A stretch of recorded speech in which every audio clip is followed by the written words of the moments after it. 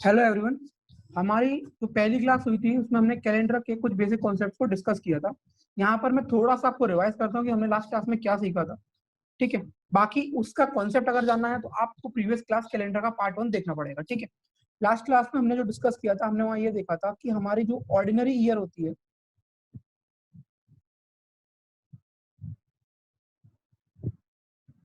उसमें हमारा one odd day होता है। ऑड डे क्या होता है, कैसे आया, वो सब आपको जानने के लिए प्रीवियस लेक्चर देखना पड़ेगा। ठीक है, उसके बाद एक होता है आपका लीप ईयर।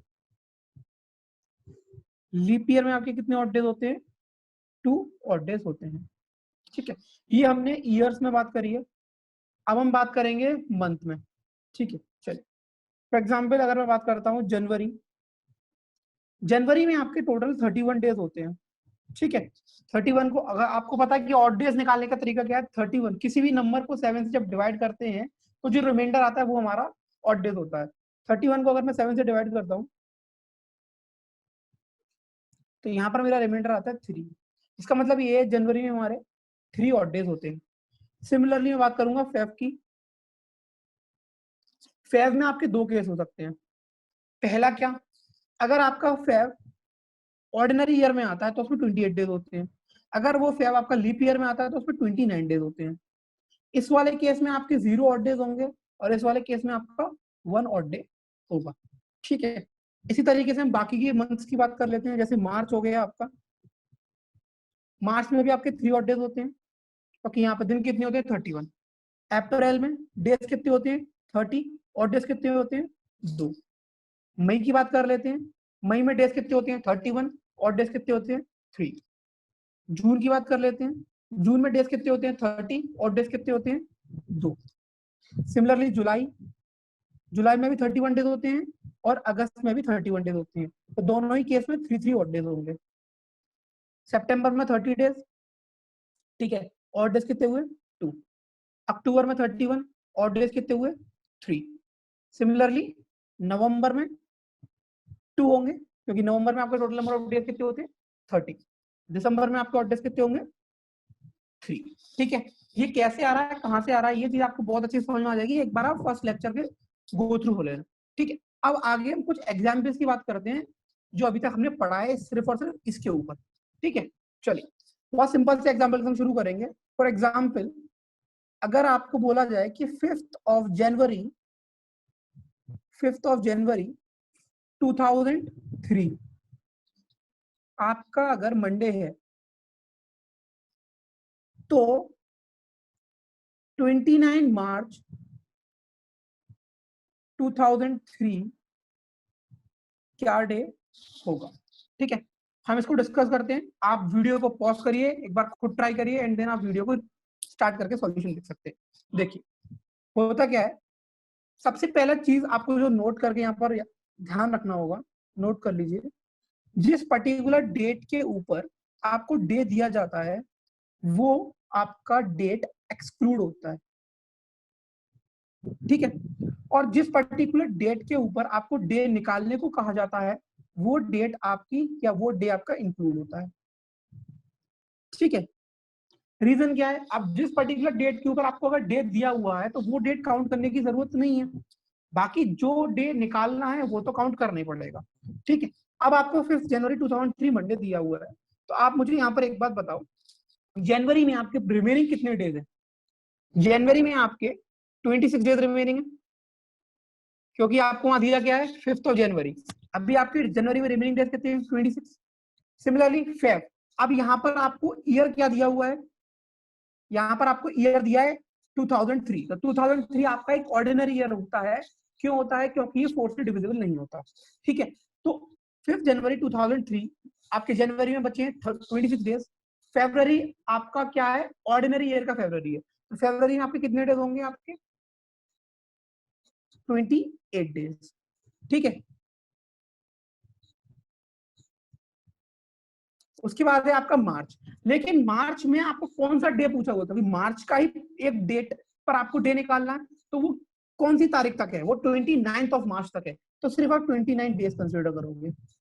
ठीक है, उसके बाद तरीका देख लो, आपको उसका और शॉर्ट ट्रिक बता दूंगा मैं। ठीक है, अब देखो आप 6, 8 एंड 9, ये हो जाएगा आपका 23, 2, 4, 6 एंड 8, 83।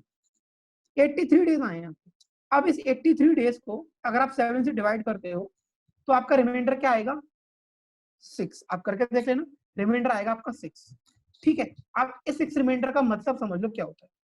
यहाँ पर आपको ये डे दिया हुआ था क्या? मंडे। अगर इस मंडे में आप +6 करते हो तो देखो क्या आएगा। Monday +1 Tuesday, +2 Wednesday, +3 Thursday, +4 Friday, +5 Saturday, +6 Sunday. इसका मतलब ये है कि 29 मार्च 2003 संडे होगा।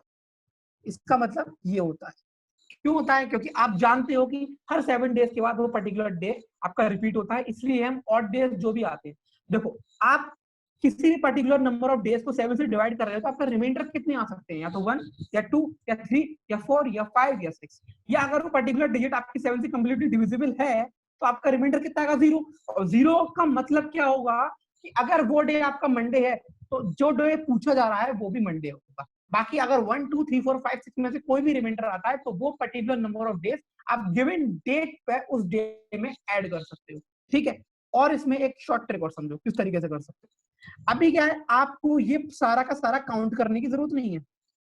अगर आपकी कैलकुलेशन थोड़ी सी तेज है तो आपको पता है कि आपके पास 26 डेज है, तो 26 डेज के अंदर आप इस 26 डेज के अंदर ही आप देख लो कि आपका रिमाइंडर कितना होगा। तो रिमाइंडर यहाँ पे कितना होगा? 5, क्योंकि 7 3 से 21, रिमाइंडर कितना आया? 5। फिर 7 4 से 28, रिमाइंडर 0। 7 4 से 28, रिमाइंडर कितना आया? 1। 5 + 1 6, यही आपका आंसर हो जाएगा, क्योंकि वहां पर मंडे दिया हुआ था आपको डे, तो Monday +6 that is Sunday will be your that particular date. Is that clear? चलो नेक्स्ट क्वेश्चन देखते हैं। ठीक है, फॉर एग्जाम्पल आपको दिया हुआ है 5 मार्च 2004 आपका संडे है। आपसे पूछा गया है 28 अक्टूबर 2004 इस डेट पर क्या डे होगा। पॉज करके आप लोग ट्राई कीजिए, बाकी हम इसका सॉल्यूशन देखते हैं। चलिए, 5 मार्च 2004 आपको दिया हुआ है, आपसे पूछा गया है 28 अक्टूबर 2004। ठीक है, तो देखिए मार्च के मंथ में आपके कितने डेज रिमेनिंग है? 26। ठीक है, उसके बाद नेक्स्ट मंथ आता है आपका अप्रैल। अप्रैल में कितने दिन होते हैं आपके? 30। देन मई 31, जून 30, जुलाई 31, अगस्त 31, सितंबर 30, अक्टूबर में कौन सी डेट पे पूछा गया है? 28। आपको ये सारा ऐड करने की जरूरत नहीं है, ये सारा ऐड करने की जरूरत नहीं है। डायरेक्ट आप क्या करो, इन डिजिट्स के भी आप ऑड डेज निकाल लो। जैसे 26 का ऑड डे क्या होगा? 5। 30 का ऑड डे क्या होगा? 2। 31 का 3, 30 का 2, 31 का 3, 31 का 3, 30 का 2 और यहाँ पर 0। इसको आप काउंट कर लो। तो आप काउंट करते समय भी जहां पर 7 काउंट आ रहा है वहां पर आप अपनी काउंटिंग को वापस से रिस्टार्ट कर सकते हो। जैसे कि यहाँ पर क्या है? 5 + 2 7, काट दो इसको। 3 + 2 5, 6 + 8, तो इसको आप क्या बोल सकते हो? क्योंकि 3 + 2 5 + 3 8, तो आप इसको ड्रॉप करके सिर्फ 1 ले सकते हो, क्योंकि 7 आ गया इसका मतलब क्या है? वही डे आपका रिपीट हो जाएगा। तो यहाँ पे 1 देन 4 देन 5 6, तो आपका यहाँ पर रिमाइंडर क्या आया है? 6। अगर आप पूरा भी काउंट करते हो यहाँ पर आप देख सकते हो, अगर मैं इसको पूरा भी काउंट करता हूँ तो अभी आपका 6 आएगा। देखो कैसे? 5 + 2 7, 7 + 3 10, 10 + 2 12, 15, 18, 20, 20 डिवाइड बाई 7, रिमाइंडर क्या आएगा? 6। तो बात खत्म। जहां पर आपका 7 का मल्टीपल आ जाए या 7 आ जाए वहां पर आप काउंटिंग को खत्म करके वापस से 1 से काउंटिंग शुरू कर सकते हो। 6 का मतलब क्या है? 6 का मतलब ये है कि आपका जो 28 अक्टूबर 2004 है वो आपका सैटरडे होगा। ठीक है, आई होप आप लोगों को समझ में आ रहा होगा। चलिए नेक्स्ट क्वेश्चन देखते हैं। जैसे फॉर एग्जाम्पल आपसे पूछा जाता है 1 जनवरी 2003 आपका मंडे है। आपसे पूछा जा रहा है 1 जनवरी 2004 क्या डे होगा। ठीक है, अब देखो यहाँ पर पॉज करना, सॉल्व करना एंड देन आप इसको रीस्टार्ट करके कंटिन्यू करके देख सकते हो। 1 जनवरी 2003 आपका मंडे दिया हुआ है, तो आपसे पूछा गया 1 जनवरी 2004। यहाँ पर काउंटिंग करने की जरूरत नहीं है क्योंकि यहाँ पर डेट सेम है, ठीक है। आप जानते हो कि इस पर्टिकुलर डेट को एक्सक्लूड किया जाता है और इस पर्टिकुलर डेट को इंक्लूड किया जाता है, तो आप यहाँ पर खुद देखो ना, पूरा एक ईयर हो गया नहीं हो गया। और यहाँ पर अगर आप देखो 2004 आपका नेक्स्ट जहां पर पूछा गया है वहां पर आपका 2004 आया, बट जो ईयर में फेब आप काउंट करने वाले हो वो तो ऑर्डिनरी ईयर का है ना, क्योंकि आप जो फेब काउंट करोगे वो 2003 की काउंट करोगे। तो यहाँ पर ये पूरा जो टाइम पीरियड है 1 साल का, ये आपका एक ऑर्डिनरी ईयर के बराबर हुआ नहीं हुआ। तो मतलब आपके ऑर्डिनरी ईयर में कितने दिन होते हैं? 365 डेज, ठीक है। और एक 365 डेज के ऑर्डिनरी ईयर में आपका सिर्फ 1 ऑड डे होता है। तो आपका आंसर क्या हो जाएगा? Monday plus 1 that is Tuesday. यहाँ पर जरूरत नहीं थी काउंट करने की फेब मार्च अप्रैल, क्योंकि आपको सेम डेट दी हुई थी, 1 ईयर का गैप था, और जो फेब इंक्लूड हुई है वो ईयर आपकी ऑर्डिनरी ईयर थी, इसलिए आपको 365 डेज है, इसलिए आपका आंसर क्या हो जाएगा? Monday plus 1 Tuesday. Next example देखते हैं। आपको दिया है 1 जनवरी 2004 आपका मंडे है अगर, तो 1 जनवरी 2005 आपसे पूछा गया है, ठीक है। 1 जनवरी 2005 से पूछा गया। अब आप देखो यहाँ पर सेम डेट है, पूरा एक ईयर हो गया, बट यहाँ पर जो फेब है वो आपकी काउंट हुई है वो लीप ईयर की है। जो फेब आपकी काउंट हुई है वो आपकी लीप ईयर की है। इसका मतलब यहाँ पर आपके टोटल नंबर ऑफ डेज कितने होंगे? 366। तो आपका यहाँ पे करेक्ट आंसर क्या हो जाएगा? Monday plus 2 that is Wednesday will be your correct answer, ठीक है।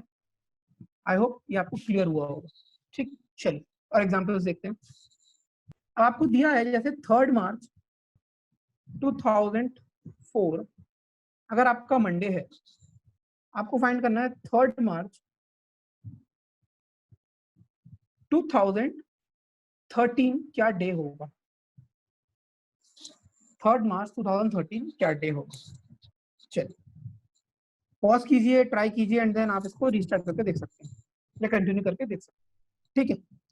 3 मार्च 2004 आपका मंडे है, चलो। और आपको पूछा क्या गया है? 3 मार्च 2013।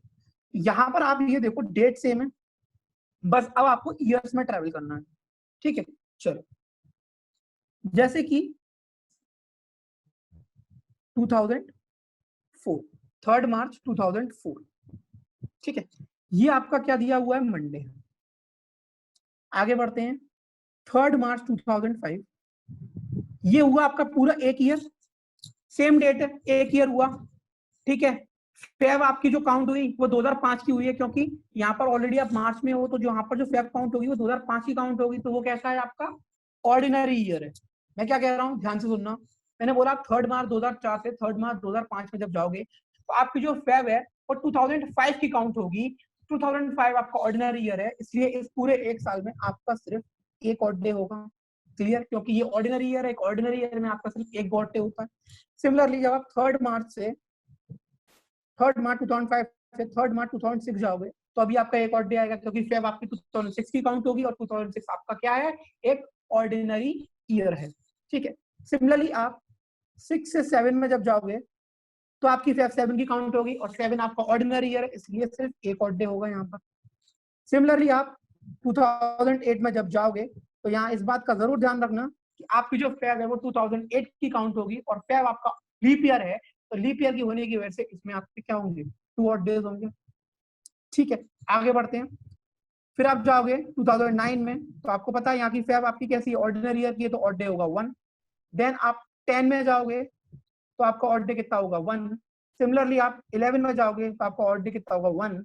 बट आप 12 में आओगे तो आपके ऑड डेज कितने होंगे? 2, क्योंकि फेब जो आपकी 2012 की काउंट होगी उसमें नंबर ऑफ ऑड डेज कितने होंगे? आपके 2, ठीक है।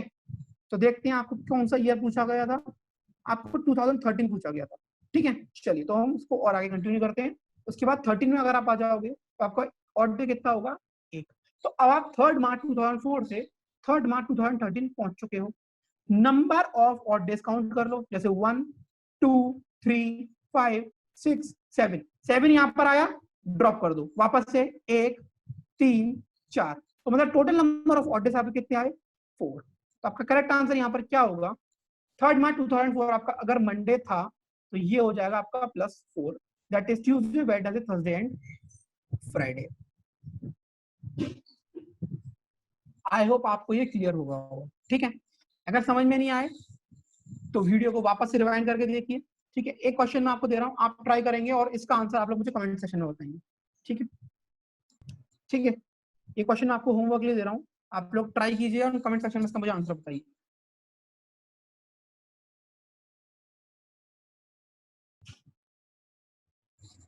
ठीक है, चलिए आगे चलते हैं। अगर क्वेश्चन आपका कुछ इस तरीके से है, 1 मार्च 2008 आपका मंडे है, 29 मई 2013 क्या डे होगा? ठीक है, क्वेश्चन क्या है आपका, 1 मार्च 2008 अगर आपका मंडे है तो 29 मई 2013 आपका क्या डे होगा? ठीक है, देखिए इसको करने के आपके दो तरीके हैं। अगर आपको ईयर टू ईयर जंप करना है उसके लिए आपको डेट सेम करनी पड़ेगी। ठीक है, तो उसमें आप एक चीज कर सकते हैं, या तो आप 1 मार्च 2008 से लेके 1 मार्च 2013 तक जंप कर जाएं। कैसे? Year by year, year year करके, जो मैंने आपको प्रीवियस क्वेश्चन में समझाया था। और जब आप 1 मार्च 2013 में जंप कर जाते हैं, देन 1 मार्च 2013 से 29 मई 2013 आप मंथ वाइज चले जाओ। पहला तरीका। दूसरा तरीका ये है, आप पहले मंथ वाइज जंप कर जाओ एंड देन लास्ट में जाके ईयर वाइज जंप कर जाओ। कैसे? वो तरीका मैं समझा दे रहा हूँ, दोनों तरीके सेम है, आंसर में कोई फर्क नहीं आएगा। मैंने क्या बताया वो देखो, मैंने बोला अगर आपका 1 मार्च 2008 आपको दिया हुआ है मंडे, अब मैं क्या कर रहा हूं, पहले मैं जंप कर रहा हूं 29 मई 2008 को। ठीक है, तो आप देखो यहां पर मार्च में कितने दिन रिमेनिंग है आपके? 30। ठीक है, उसके बाद अप्रैल में आपके कितने दिन रिमेनिंग है? 30, क्योंकि मार्च में 31 डेज होती है, 1 एक्सक्लूड कर दिया, 30 डेज रिमेनिंग है। अप्रैल में 30 डेज होते हैं, मई में आपके 29 डेज है। ठीक है, मैंने बोला इसको काउंट करने की जरूरत नहीं है, इसमें ऑड डेज आएंगे 2, इसमें ऑड डेज आएंगे 2, इसमें ऑड डेज आएंगे कितने? 1। तो total number of odd days कितने हो गए आपके? 5। ध्यान देना यहां पर, मैं पहुंच गया 29 मई 2008 में, जहां पर मेरे पास 5 ऑड डेज ऑलरेडी हैं।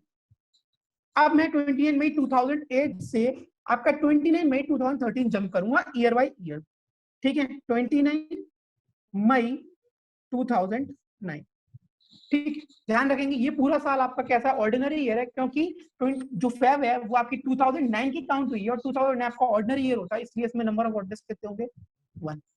सिमिलरली 29 5 10 ऑड डेज कितने होंगे? 1। आपको समझ में आ रहा होगा। 29 5 11 ऑड डेज कितने होंगे? 1।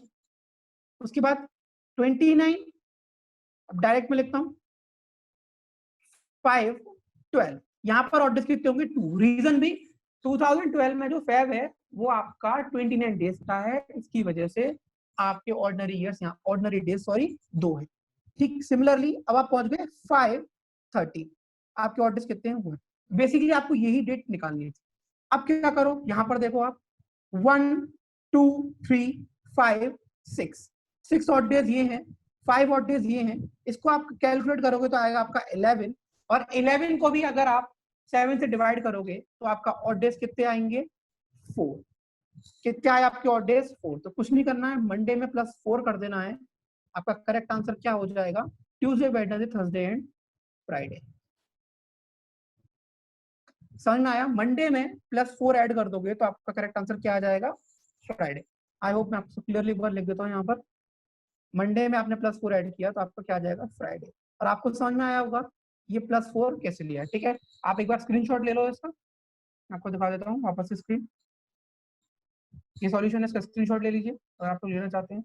ठीक है, उम्मीद करता हूँ आपको समझ में आ रहा होगा।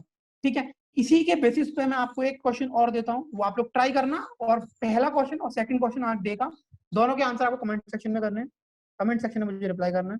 आज का हमारा सेकंड क्वेश्चन है, मैं दे रहा हूँ 19 Feb 2008 आपका वेडनेसडे है, 31 अगस्त 2015 क्या डे होगा? ठीक है, आंसर आप लोग करोगे मुझे इसमें कहां पर? कमेंट सेक्शन में। और आप लोग एक्टिवनेस बनाए रखोगे इसी तरीके से, तो मैं आप आपको बेस्ट से बेस्ट कंटेंट प्रोवाइड करने की कोशिश करूंगा। सब चीज आपको मैं प्रोवाइड करूंगा, कोशिश करूंगा कि सारी चीज का कॉन्सेप्चुअली आपको प्रोवाइड करूंगा, कुछ भी नहीं बोलूं कि ये आपको याद करना है। जो चीज देखो मैथमेटिक्स एंड रीजनिंग में, बेसिकली रीजनिंग में जैसे कैलेंडर की अगर बात करता हूँ तो यहाँ पर कुछ कॉन्सेप्ट आगे जैसे हम देखेंगे वो थ्योरेटिकल डेरिवेशन से ड्राइव्ड होते हैं, तो उसको पढ़ना नेसेसरी नहीं होता है, ठीक है। इसलिए जहां तक अभी तक मैंने आपको जो भी प्रोवाइड किया है सबके पीछे कुछ ना कुछ कॉन्सेप्ट है, डेरिवेशन है, मैंने आपको सारा कुछ एक्सप्लेन किया है। जहां पर मुझे लगेगा कि हाँ this is not necessary for you, तो वो चीज मैं आपको स्किप कर दूंगा, एंड बाकी 80 to 90% कॉन्सेप्ट जो भी होगा वो कहीं ना कहीं से एक डेरिवेशन से ही निकला होगा और आपको कॉन्सेप्चुअली समझा जाएगा, ठीक है। चलिए अब हम करते हैं आज का लास्ट क्वेश्चन, और लास्ट कॉन्सेप्ट, इस कॉन्सेप्ट के ऊपर जो हमने पढ़ा है पहले से, पहले हमारे लेक्चर में, उसके ऊपर ये लास्ट क्वेश्चन है, ठीक है। चलो जैसे कि आपको दिया गया है 3 मार्च 1998 आपका संडे है, से क्वेश्चन पूछा जाता है 2 अप्रैल 1995 क्या डे होगा। या मैं सिर्फ यहाँ पर क्वेश्चन मार्क लगा देता हूँ, क्या डे होगा। तो ध्यान से देखो, कुछ नहीं करना, कॉन्सेप्ट पूरा सेम है, यहाँ पर सिर्फ प्लस का माइनस करना है, बस एक बार देख लो आपको समझ में आ जाएगा, ठीक है। देखो अभी मैं क्या करता हूँ, अब मैं 2 अप्रैल 1995 से इस पर्टिकुलर डेट पे जाता हूँ, वो number of odd days count करता हूँ। 2 अप्रैल 1995 से अब मैं करता हूँ इसको, पहले ईयर वाइज जंप करता हूँ एंड देन मैं मंथ वाइज जंप करूंगा, जिससे आपको मैं दोनों तरीके से बता पाऊँ। 2 अप्रैल 1995 से मैं जाता हूँ 2 अप्रैल 1996 तक। तो अगर मैं 2 अप्रैल 1996 तक जंप करता हूँ तो 1996 मेरा एक लीप ईयर है, और उसमें जो फेब आएगा उसमें 29 डेट होगी, जिसकी वजह से यहाँ पर ऑड डेज कितने होंगे आपके 2, क्लियर। उसके बाद मैं जाता हूँ 2 अप्रैल 97 में, यहाँ पर नंबर ऑफ ऑड डेज कितने होंगे आपके 1, ठीक है। फिर उसके बाद मैं जाता हूँ 2 अप्रैल 98 में, ठीक है। यहाँ पर आप एक चीज कर सकते हो, आपको जो आपकी जो डेट है वो पीछे है, इसलिए आप ईयर वाइज अगर जंप नहीं करते तो ज्यादा बेटर है, ठीक है। तो हम क्या करते हैं इसमें, तो इस क्वेश्चन को आप कैसे करेंगे, जैसे अगर आप ईयर वाइज जंप करते हैं तो 2 अप्रैल 96 2 ऑड डेज, 2 अप्रैल 97 1 ऑड डे, ठीक है। आप 2 अप्रैल 95 से 2 अप्रैल 96 एंड 2 अप्रैल 97 जंप कर चुके हैं, ठीक है। अब आपको यहाँ से 2 अप्रैल 97 से आपको 3 मार्च 98 जाना है, तो अब आप क्या करोगे, मंथ वाइज जा सकते हो। जैसे अप्रैल आपका कौन सा, ये 2 अप्रैल है, अप्रैल में आपके रिमेनिंग डेज कितने हैं 28, तो 28 आप डेज आपके रिमेनिंग है, तो नंबर ऑफ ऑर्डर्स कितने होंगे उसमें 0। देन नेक्स्ट है आपका मई, नंबर ऑफ ऑर्डर्स होंगे 3। देन है आपका जून 2, जुलाई 3, अगस्त 3, सितंबर 2, अक्टूबर 3, नवंबर 2, दिसंबर 3, एंड देन आपकी आ जाएगी 1998 की जनवरी, इसमें 3 ऑड डेज होंगे। देन फेब में आपके कितने ऑड डेज होंगे, अब 98 की फेब है और 98 आपका क्या है, एक ऑर्डिनरी ईयर है, इसके लिए इसमें कितने ऑड डेज होंगे 0, क्योंकि फेब में 28 डेज होते हैं ऑर्डिनरी ईयर में, तो ऑड डेज कितने हुए 0। एंड देन मार्च आपका कौन सा है, कौन सी डेट दी हुई है आपकी 3 मार्च, तो 3 आ जाएगा यहाँ, ठीक है। अब आप ये सारे ऑड डेज कैलकुलेट कर सकते हैं, जैसे 2 1 2 1 3 6 8, ड्रॉप कर सकते हो 7 को तो 1 रह जाएगा, 4 7 फिर ड्रॉप कर सकते हो, 2 5 7 फिर ड्रॉप कर सकते हो, 3 6 9, 9 में ऑर्डर्स कितने होंगे 2। अब देखो आप ध्यान से, अब आपके यहाँ पर नंबर ऑफ ऑर्डर्स 2 आए हैं, ठीक है। अभी आप 2 अप्रैल 95 से 3 मार्च 98 गए, वहां ऑलरेडी आपको एक दिन दिया हुआ है संडे, आपको क्या करना है, आपको बैक डेट पर डे बताना है, तो यहाँ पर आप नंबर ऑफ डेज को क्या कर दोगे माइनस, क्या कर दोगे यहाँ पर आप माइनस, तो संडे -2 अगर आप करते हो तो आपका डे क्या हो जाएगा, संडे को अगर आप 2 माइनस करोगे तो सैटरडे एंड फ्राइडे, ठीक है। आई होप आपको समझ में आया हुआ एग्जाम्पल, नहीं तो आप इसको वापस से वीडियो को एक बार फिर से देखिएगा। अगर आप चाहो तो आप इसको क्रॉस वेरीफाई कर सकते हो, क्रॉस वेरीफाई कैसे करोगे, 2 अप्रैल 95 को फ्राइडे ले लेना और 3 मार्च 98 को आप संडे देख लेना कि आपका संडे ही निकल के आता है। क्या बोला मैंने, अगर 2 अप्रैल 95 आपका फ्राइडे है तो आप फिर 3rd मार्च 98 में ट्रेवल करना, तो देखना आपका संडे ही करेक्ट आंसर आएगा। आई होप सबको समझ में आ गया होगा। पहले और सेकंड क्वेश्चन का आप लोग कमेंट सेक्शन में रिप्लाई करेगा, वेट करेंगे। Thank you. इस लेक्चर की मिलते हैं नेक्स्ट लेक्चर में।